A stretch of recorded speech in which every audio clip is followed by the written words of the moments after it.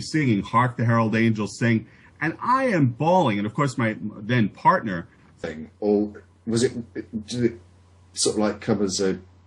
Well, I think getting to that moment, I think getting to that moment, it was definitely a gradual thing through the summer and the fall. But for some reason, and I have no idea why, maybe because I really like the Christmas Eve Mass or something like that. But for some reason, at the Christmas Eve Mass, it just all congealed. And I walked in a Catholic and I walked out an atheist.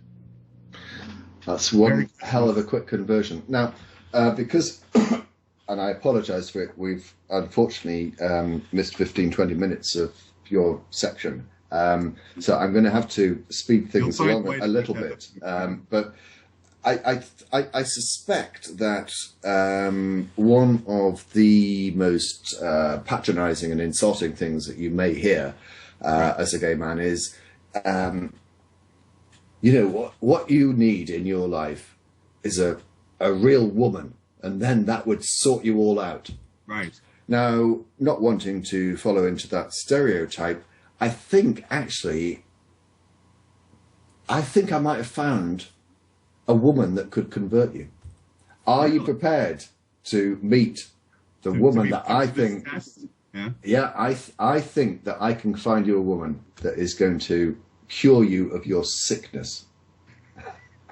Shall we see if we can get my mysterious caller into the show? The part where I put the blindfold on? Or...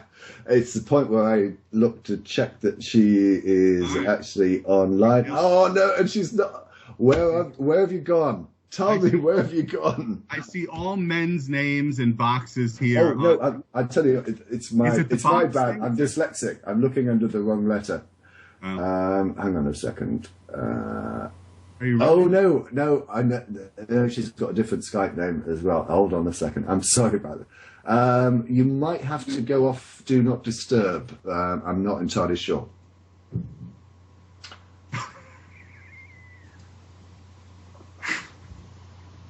There we go. Bionicdance. Welcome to the show. Hello.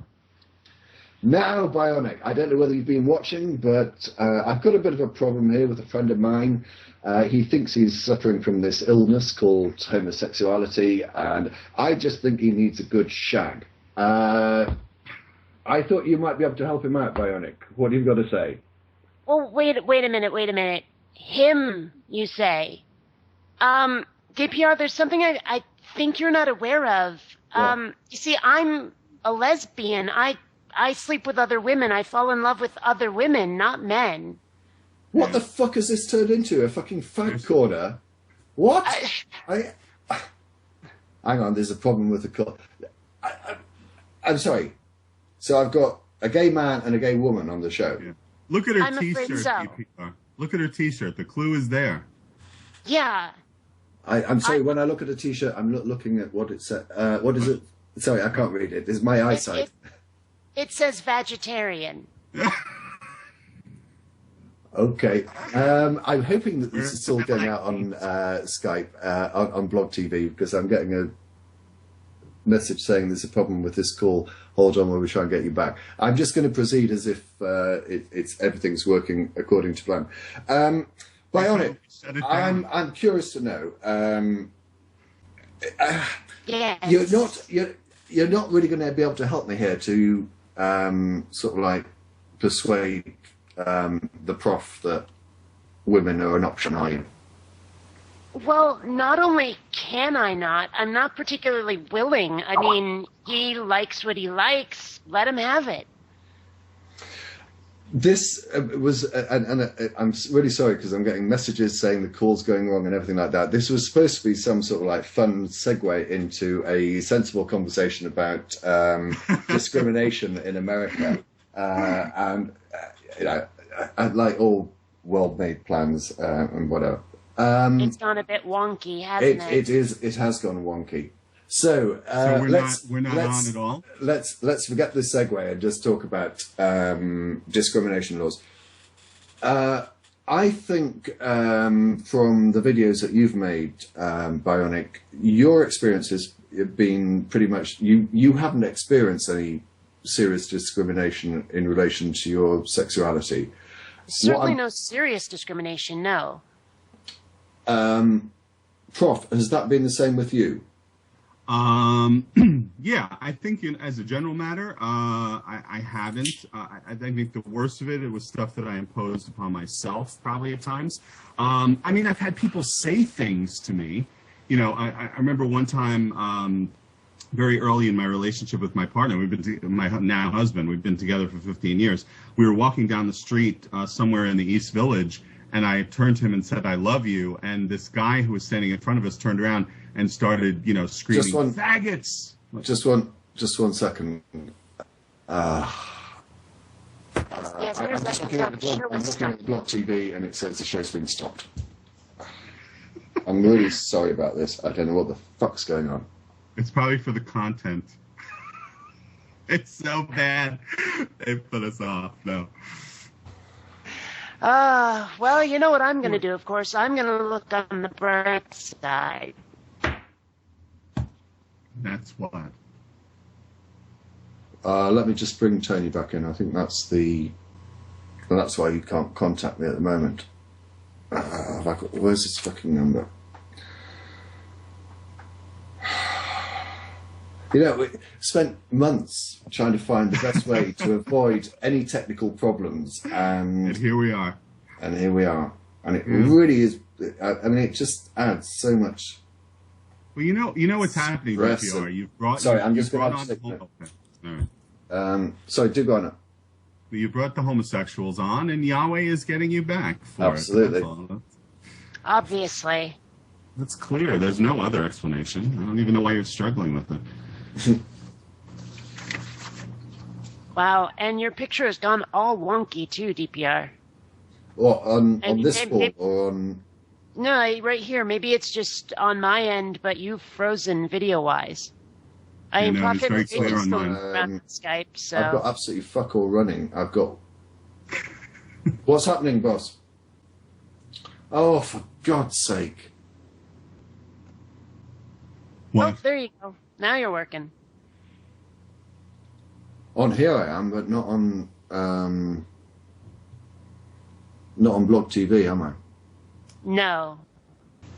There's nothing. I mean, I'd love to carry on the conversation, but in a way, it's somewhat pointless. With no one's going to actually hear it. I don't know. Until he comes back online, there's nothing I can do. Hang on. Messages coming in.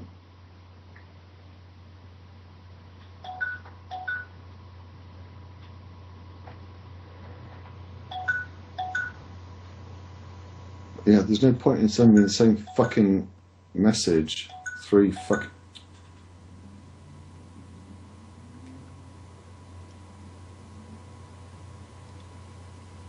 Yeah, I'm not saying it's his fucking fault. I just need to know when he's going to get back on. And not answering my fucking call is not helpful.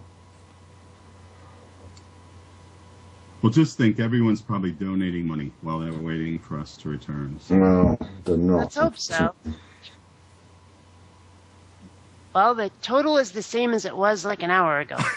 Yeah, that's one of the problems. I had a feeling this is going to happen so far as donations. What? Kate, by the way, it's nice to see you live. Yeah, you too, actually. I've been kind of curious. And it also turns out I was very wrong in my last video about whether or not you were finning on top. Because you're always wearing that hat. Yeah. And so I kind of guessed, but I was wrong. And, you know. I have hair. Yeah. I don't always like the way it looks, so that's why I'm usually throwing a hat on. But fair enough. Yeah. DPR. Yes, sorry. I think he's now back online. So hopefully we'll start broadcasting again, which unfortunately only leaves us 15 minutes to continue. But I think Eugenie Scott got more time than I've got. Hello, sir. Yeah. Yep.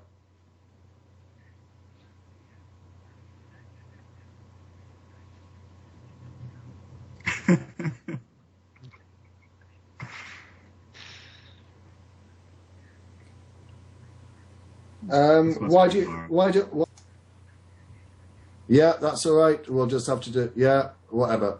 We'll do that. Offload it at your end as well. Yeah. And I'll bring you. I need to bring you back into the other call. Yeah. Thinning here a little bit though. Yeah, you're back in the call. Let me just. Well, I'll see when we're back on blog. Okay. This is fascinating. Right. Fascinating. Okay. Oh yeah. So while we're waiting, who wants to see my pussy? Well, I'm DPR. Oh look. What's the name? I think you should have saved that joke for when we're back on blog live. Oh, who knows when that will be? Apparently, it's going to be a couple of minutes. I can still do that when we're live. Don't worry about it. Yeah. She's right here. Yeah, don't let her go anywhere. DPR is going to have an aneurysm in about 3 seconds. He needs all the shtick he can get at this point. Mm-hmm. Can you type a message to the chat room that Bionicdance is ready to show her pussy? Stay tuned. DPR? I'm getting another message on this saying there's a problem with the call. Problem with the There is call? no reason why there should be a problem with this call. Let me just shut down every single other person that...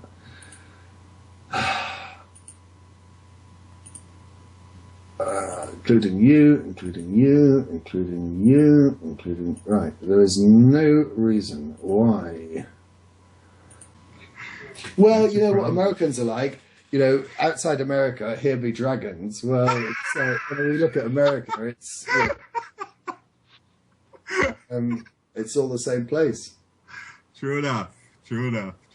That's why we have wars, DPR, so we can learn geography. That's all it is. You say that, but how many Americans can stick a flag in the... hang on a second. Owen's back with us. If we do actually get back on air, at what point did we end up? I think we were about to talk about discrimination, right? Discrimination. Yes. Which I think this is. I think we're dealing right now with discrimination. This is what this is. This Tony must not like gay people. And get him on here. Hey, Tony, somewhere in America. Yeah, bastard. Look, even poor Aaron Rock can't get back. Yeah, why are we offline again?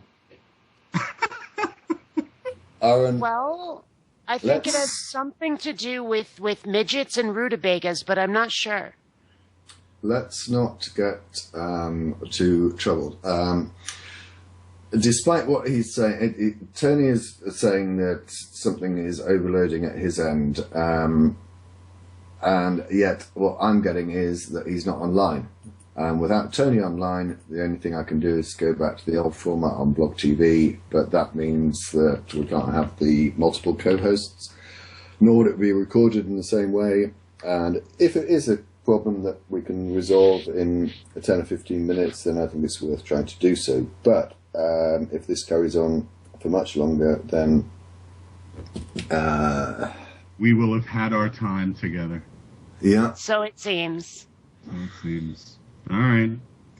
I had a good half hour's worth of shtick here ready to go, but I'll save it for someone else. I've just ended this bloody call.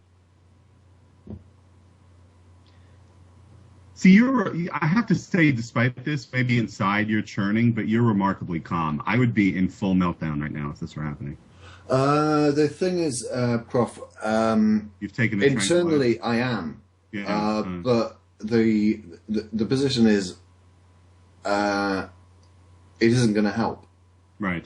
I do have that sort of like capacity. Don't worry. At the end of the show, I will be going fucking ballistic. But at the moment... Yeah. I don't know who this Benjamin person is, but they say they can take over on a basic screen cap until Tony gets set. Whatever that means. Well, do it, Ben. Oh, well, no, because you're going to have to log in, aren't you? What? Ben, I mean, are you able to speak at the moment? Because this isn't going anywhere, so if you could speak rather than text, then do so. But... I just told him to end this conversation, and it's still fucking going on. Talk to me, Ben. What are you saying? Basic screen cap, so you can post what we're saying onto the blog show, yeah? Is that how he talks? All right, go for it, Ben.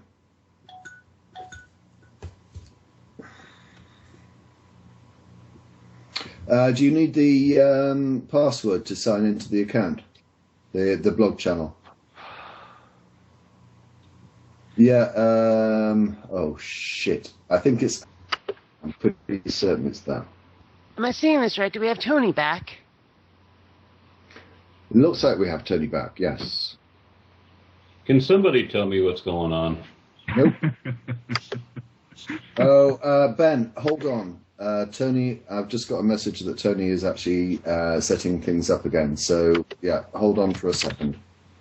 Thank you. Oh, merciful Zeus. And I don't know what, I mean, I thought we'd agreed that we were going to offload the Radio Reason call to save bandwidth. So I've shut down, I've signed out of that. The thing is that, honestly, I'm not having a go at you, Tony, but when there is a problem, it does appear that it's you going offline on Skype that seems to be the issue. And if it isn't the case and it is something at my end, then do let me know and I'll change something. But don't sweat about it, don't fret. You know, we just have to do the best we can.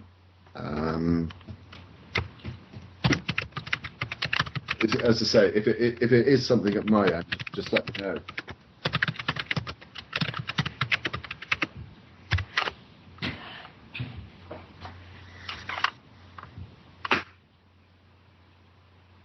Aaron, I got a contact request from Matthew.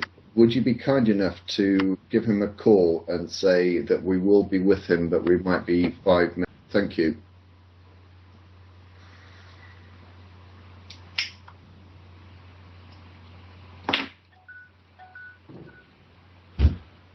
Don't worry, Tony, if it's going to take you a couple of minutes to sort it out, take your time. Not a problem. Yeah. I'm good to go. Well, we're ready when you are, Tony. Unfortunately, it does mean, and I'm really sorry about this, because I was so looking forward to this hour, I'm going to have to cut it fairly short. Aaron, have you spoken to Matthew? I think Aaron's buying something off eBay right now, right? No, he's trying to home shopping. Speak to the next.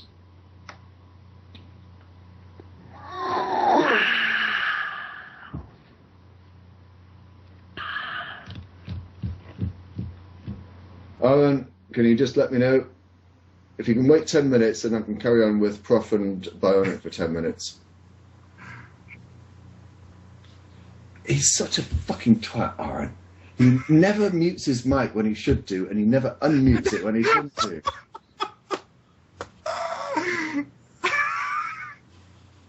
Are we back on? Oh, it looks like we are. Refresh our page and see. Oh! So what I'd like to know is, would anybody out there like to see my pussy? Just saying. There you go, DPR. There we go. We're back. Apologies to everyone, and thank you very much for your patience for waiting. We had an alternative of going back to the classic format of Blog TV, but we thought, we'll take a few moments to do it this way. So thank you, and I apologise for waiting. Now, hopefully, we can pick up where we left off. That is to say, I don't like the look of this because I'm getting a message saying there's a problem with this call, which means that we might lose you again in a couple of minutes. But I think we I think we got to the stage where we were talking about sexual discrimination, or discrimination on the basis of sexuality. And I think I was asking you, Prof, whether you'd had this, and you were mentioning that you've been called names in the street. Yeah, called names in the street. I was walking through the East Village, which actually is a very sort of progressive neighborhood, but and I said I love you to my then partner, and a guy just turned around. A guy was walking in front of us, just turned around and started screaming, faggots, and really was quite intense. But I mean, as far as like proper discrimination where I didn't get a job because of it or something like that, no. But I mean, I'm really lucky too, sort of what we were talking about with Bionic Dance. I work for a university. I am by far not the only gay person there. And it's a very tolerant atmosphere. So I'm fortunate in that regard. And I have to tell you, even when I was a believer, my husband and I were members of a Catholic parish that was extremely progressive.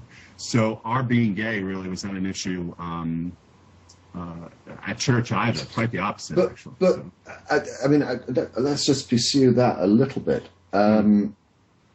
You were a member of a church. The doctrine of that church is that homosexuality is a sin. How did you deal with that sort of like? I sorted that out back when I came out. That was one of the issues for me, and I sort of bought into the notion that Paul, when he talks about homosexuals, had no conception of sexual orientation, and certainly couldn't have been talking about what we understand today to be homosexuality, that the Levitical rules were probably misread. I don't know that I was ever completely convinced. Do you look back on it and think that you were kidding yourself? I mean, the rules in Leviticus are pretty goddamn clear. Yeah. No, and I was kidding myself. I was going to say, I don't think I was ever really fully persuaded of it, but it made me feel better. Which, of course, is, with all due respect to religious people, one of the things religion does often is make one feel better. And I wanted to be a believer. I really did. I wanted to be a believer. I liked the sense of community, and I liked the music and all those things. And my partner was a believer. So it's, Is your partner still a believer? He is, yeah. But he's an Italian Catholic. Does that cause any sort of like friction? Not really. I mean, a little bit once in a while, but nothing major. I mean, keep in mind, DPR, I've married an Italian Catholic. Now, if you know Italian Catholics, for the most part, I don't want to be too stereotypical here, but for the most part, they're not, the most fervent Catholics in the world, even though the church is headquartered there. He's moody and likes to go to church on big holidays. That's about it, I mean, once in a while, he'll say to me, like, for example, we're going to have... I'm not sure whether moody fits in with religion. I'm sure there are moody atheists as well, yeah. But... I think when he gets moody, I think when he does get critical about my atheism, it's because he's in a bad mood. It has nothing to do with his religion. Bionic, I know that we've sort of like left you on the sidelines to a degree, and I think it's only fair to bring you back in. What are your observations on what we've said? Well, a lot of what he's saying is mirroring my own experience. I also have half of my family is Italian Catholic. My dad's side of the family is Italian Catholic, so I can totally relate to what he's saying about his partner or his husband. So, yeah. I get it. I really do. Yeah. Well, I should tell you, he doesn't want me to tell our nieces and nephews that I'm an atheist. He feels it's important for the children not to know this. So when I go to the Christmas pageant on Christmas Eve and that sort of thing, I just play along. It doesn't mean anything to me, but I have lots of practice at being Catholic, so I can do all the stuff. I know when to stand and sit and all that. I don't feel the need to make an issue of it when, maybe he's a little uncomfortable with it. But other than that, I'm out as an atheist pretty much everywhere. If I can just pursue that a little bit, I don't want to turn this show into an anti-religion show, because obviously it's for a charity that doesn't make any discrimination in that regard. But I am curious to know, I mean, having gone through the process that you do and being brought up as a Catholic, do you think that your complicity in sort of like playing along with it, sort of like, is not helpful, because these children are probably going to go through the same sort of process that you ultimately went through? Well, they're not my children. If they were my children, it would be a different ballgame. But they are my brother-in-law and sister-in-law's children. So they're raising those children, not I. So I mean, I could stay home and not, and not be there for those things, but that wouldn't make. I can't imagine how that would make any difference. It might make me feel all self-righteous that I'm not, darkening the door of a church, but it's not going to do anything with these children. They're being brought up as Catholics. Bionic, do you have to go through occasions where you have to pretend to be or play along with, put it better, play along with sort of like theist beliefs just to appease people? I don't do a whole lot. I'm sorry. Well, no, not really. I mean, mostly what I have to do is not be an asshole about them. I mean, sometimes we'll do Christmas with that particular side of the family that's religious, or maybe my mom's side of the family, which is Jewish. I've been to a bat mitzvah or two, and basically all I have to do is not say to these people, "You're all full of crap." That's right. About the only thing I have to not do, and then everything's fine. One of my uncles has asked me, do you want to go to mass with us? And I just go, nah, it's not my thing. Have fun, and it's just water under the bridge. I'm going to do something somewhat unusual, because communication's a little bit troublesome at the moment. Aaron doesn't appear to be online, but I do have his phone number. I'm going to phone him because I know that he was phoning our next guest. I know it's an awful thing to do for a host, but could I just mute my microphone and ask you just to talk amongst yourselves as I try and find out what's going on with our next host? And I apologise again to everyone in the in the blog show. I'll get back to you as soon as I can. So, hey, Profmth, how you doing, huh? Yeah, he means we have to talk among ourselves. We have to entertain the chat room. Is that it? Is that the? So it would appear, yeah. I see. Okay, this is really. And if you do have Blog TV open, I suspect there's probably a lot of people who would like to have post questions. Have you got it open, Bionic? Oh, yeah. Yeah, well, perhaps you just want to deal with some questions. I just need to phone Aaron and find out what's going on. Give me 2 minutes. Bionic, if you could read the questions or something, because I don't have it open, and I'm not even going to fool with this at this point. Sure, I'll wait until someone actually posts one. No one has actually said anything yet. So, okay, DevShell2 wants you to juggle. And, okay, someone else is asking about the weather. It's very Seattle out. Yes. Which is to say that it's cloudy as hell. It's cloudy and cool here as well, and I don't juggle. At least not publicly. Okay, here's the question. Pirates or ninjas? Oh, well, I was in the call when you said I wasn't here. I would say pirates, because the costume's better, I think. Okay, fair enough. I'm more into ninjas myself, but that's just me. There's not a hat, right, with the ninja? I don't recall a hat with ninjas. They have their heads are wrapped up, so only their eyes are showing. But that's not my scene, Bionic. I don't know what you're into, but that's. I think Bionic's lovely in many regards, but her interest in certain things. I do hang out with a lot of goth. Explain. I don't want people to misinterpret what I'm saying. Like the Star Wars and that sort of aspect of it is something that I don't get into. But hey, that doesn't make you a bad person. Being a faggot does. But hey, oh shit, my mic's not muted. I apologise to both of you. I'm sorry that the hour that we put aside for you was just so recklessly, shambolically torn apart. But can I thank you both very much indeed. Profmth in particular, your first time on Blog TV. I'm sure after this experience you'll probably never ever come back. Right back, yeah. But can I have a huge thumbs up for Prof breaking his cherry for the sake of charity. Bionic, likewise, can I thank you very much as well.